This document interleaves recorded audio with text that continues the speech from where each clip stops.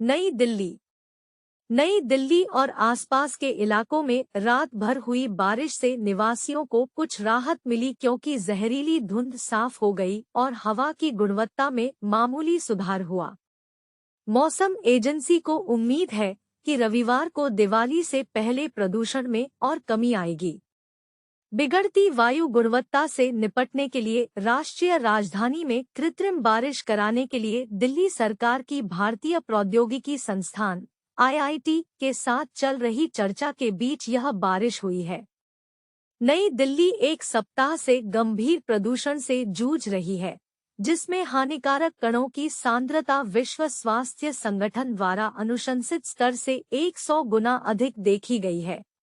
गुरुवार तक यह दुनिया का सबसे प्रदूषित शहर था। सरकार की वायु गुणवत्ता निगरानी एजेंसी सफ्र के आंकड़ों के अनुसार आज सुबह 7 बजे दिल्ली में समग्र वायु गुणवत्ता 407 थी। सबसे अधिक प्रभावित क्षेत्रों में से कुछ अशोक विहार 443, आनंद विहार 436, बवाना 433, रोहिणी 429 और पंजाबी बाग 422 थे। नोएडा, गुरुग्राम और अन्य पड़ोसी शहरों में भी स्थिति बेहतर नहीं है। आज सुबह नोएडा का औसत AQI 475, फरीदाबाद का 459, गुरुग्राम का 386 और गाजियाबाद का 325 था। आंकड़ों के अनुसार राष्ट्रीय राजधानी और आसपास के इलाकों में सुबह 4 बजे के बाद प्रदूषक तत्वों PM2.5 और PM10 के स्तर में बड़ी गिरावट देखी गई।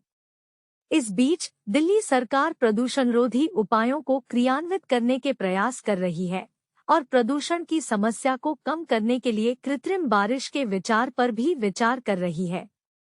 आम आदमी पार्टी के कई मंत्री भी गुरुवार रात जमीन पर प्रदूषण विरोधी पहलों के कार्यान्वयन का निरीक्षण करते देखे गए।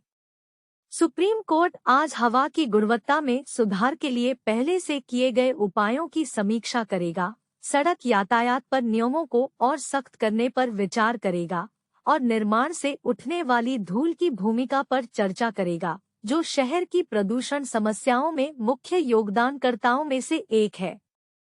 संघीय सरकार की वायु गुणवत्ता निगरानी एजेंसी सफ्र के संस्थापक निदेशक गुफरान बेग ने कहा, दिल्ली को प्रदूषकों को धोने के लिए भारी और व्यापक बारिश की जरूरत है और हल्की बारिश से स्थिति और खराब हो सकती है।